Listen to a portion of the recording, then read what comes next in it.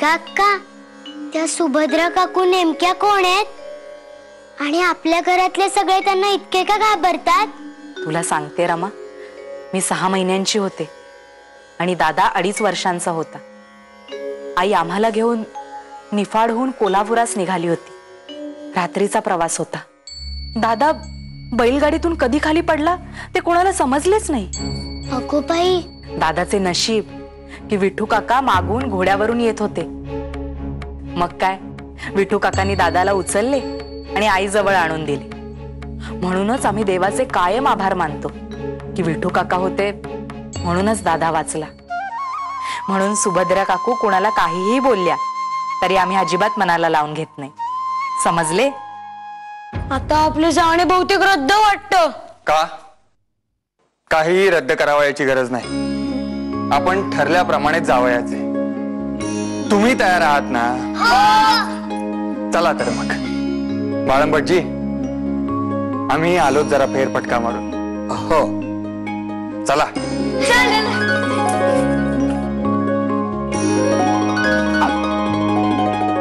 अगो बाई, चला म्हटले की गेली ही हुंदडायला भटक भवानी. घरात पाहुणे आहेत त्याचे काही भानच नाही. कामे करायला काय ताई आहेच. चला मरा आता स्वयंपाक घरात जाऊ. सोमण मावशी, दुधाचे झाले असेल तर ते बारीक चुलीवर ठेवा आणि मंद आचेवर तापवत ठेवा आणि दाणे भाजायला घ्या. सगुणे फडताळातून पोहे काढ आणि ते रोळीत भिजत घाल. भिजत घालायच्या आधी ते मला दाखव आणि मोठ्या रोळीत भिजत घाल. हो, मोठी रोळी बाहेर उन्हामध्ये वाळत घातलेली आहे. आज म्हणतीये पोहेच करावेत. काय सुभद्रा वहिनींच्याच पद्धतीने पोहे करूयात. नाही, त्यांच्या तिथे सांगलीला कोल्हापुराला दाणे घालतात ना त्या पोहेमध्ये. तर चला म्हटलं, आणि आपणही करविरास होतो तेव्हा दाणे घालायचेच मी त्यामध्ये. पण इकडे पुण्यात दाण्यांची पद्धत विशेष म्हणून म्हटले चला. अगो बाई सगुणा, तू अजून इथेच का? नाही म्हटलं आजच पोहे करायचे आहे ना ध्यानात?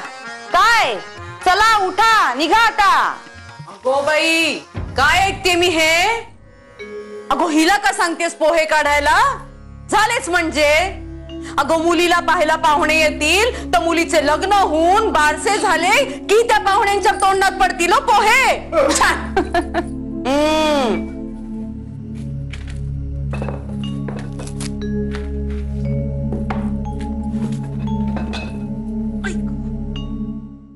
मी प्रत्यही परमेश्वराचे चिंतन करीन.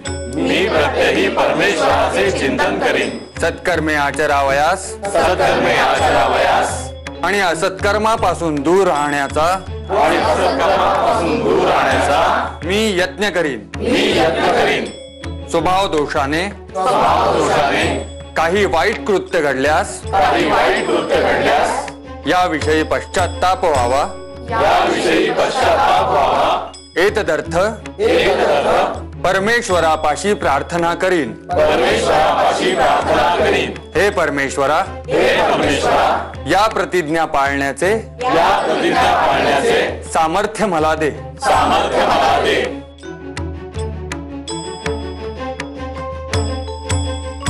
आज आपण सर्व येथे उपस्थित राहिलात त्याबद्दल मी आपणा सर्वांचे अभिनंदन करतो. आजची आपली ही बैठक म्हणजे प्रार्थना समाजाची नेहमीची बैठक अथवा उपासना नव्हे, आपण सर्वांच्या साक्षीने गंगाबाई या आपल्या विधवा भगिनी यांचा आपलाच कार्यकर्ता राजाराम आठले याच बरोबर पुनर्विवाह झालेला आहे. राजाराम व गंगाबाई यांचे आम्ही सर्वांतर्फे मनपूर्वक अभिनंदन करतो.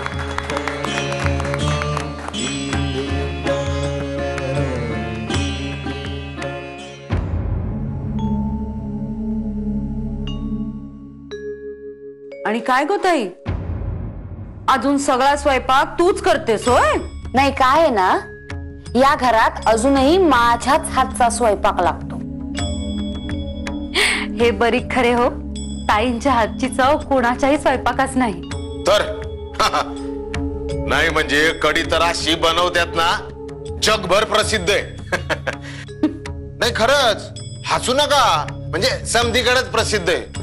उरले मालक तर अगदी फुरकून फुरकून पित्यात, 5-7 वाट्यांच्या खाली तर नाहीच. इश्श, कडीत मेलं ते काय करायचे असते? कुणीही करेल काय रे पांडू? नाही तुमचं बरोबर आहे, ते ध्यानातच नाही आलं माझ्या. माझ्यासारखी डाळिंबीची उसळ करून दाखव म्हणाव. मागील खेपेस आले होते तेव्हा भाऊजीच नाही, माधव सुद्धा सारखा नावाजित होता हो. आठवते ना माई? हो हो. नंतर झालीच नसेल तशी उसळ. नाही नाही हो, असे कसे? अहो होते की अधून मधून, आमच्या ताई करतात ना. अगो म्हणजे माझ्यासारखी म्हणतेय काय रे पांडू? आहे का कुणाच्या हाताला माझ्या हातासारखी चव? सांग बरं. नाही बा, तुमच्या हाताची सर कुणालाच नाही.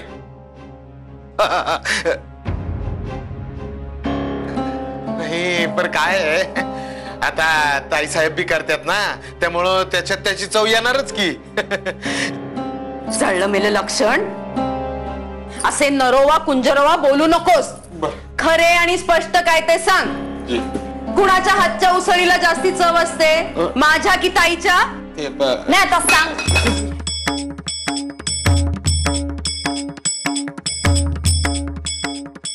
खरेच सांग.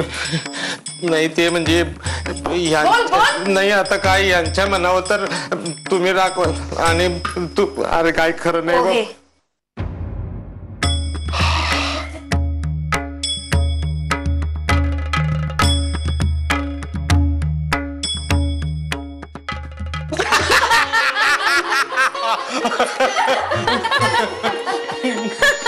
नेमके आत्ताच बरे फावले दिसले हो, आमच्या सुनबाईचे दिवे दिसले.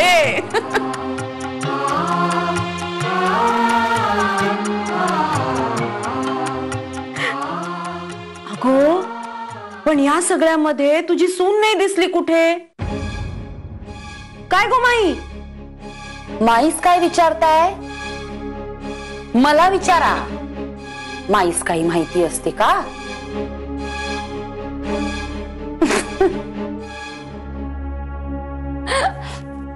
मी सांगते. रमा गेलीये बाहेर.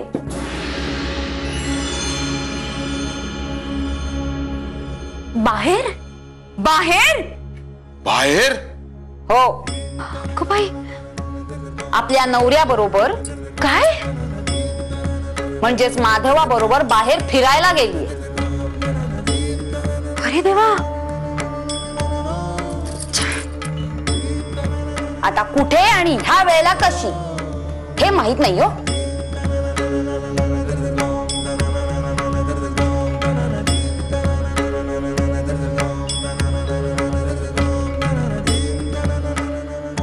या पुनर्विवाहानंतरचे आपल्या मनीचे भाव सौ गंगाबाईंनी आपल्या सर्वांसमोर मांडावे अशी मी त्यांना विनंती करतो.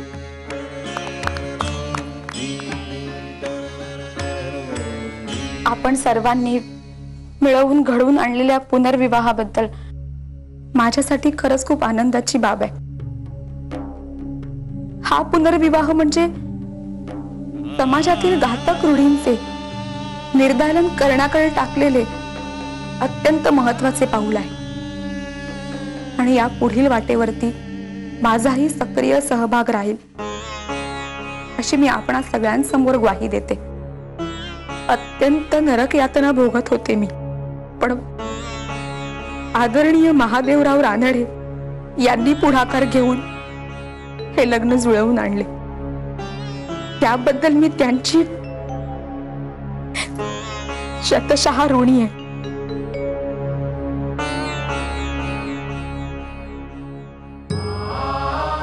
आपले सर्वांचे अग्रणी राव बहादूर महादेवराव रानडे आणि त्यांच्या पत्नी सौ रमाबाई रानडे या दाम्पत्याने या विवाहात माझे कन्यादान केले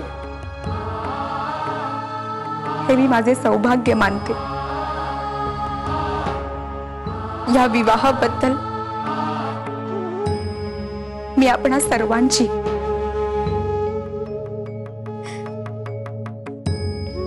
आणि माझ्या पतींची आयुष्यभर ऋणी राहील. या विवाहामुळे समाजाचे मतपरिवर्तन होऊन अनेक विधवांना सौभाग्य लाभो हीच ईश्वर चरणी प्रार्थना.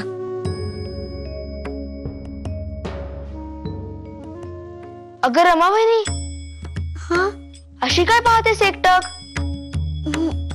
मी मगाचपासून त्या बाईंकडे बघतीये. म्हणजे ते कन्यादानाला बसले होते ना, तेव्हापासून या बाईंना मी कुठेतरी बघितलंय. कुठे बघितलंय मी, कुठे? अरे तोंडे काय बघत बसला? घेऊन जा.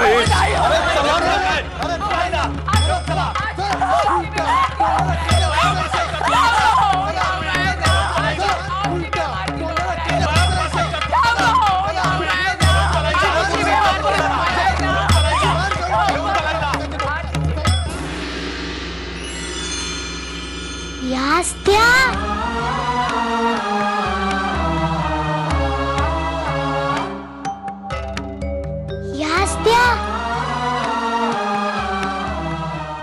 म्हणजे अरे त्या दिवशी नाही का आपल्या वाड्यात या धावत आल्या होत्या. यांच्या मागे काही जोक लाठ्या गाठ्या घेऊन धावत होते. हा हा यास त्या.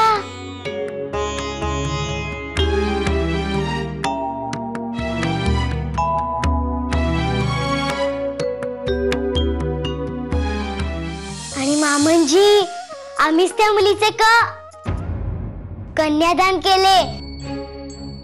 स्वतःनी आणि मी मिळून कन्यादान केले. झुले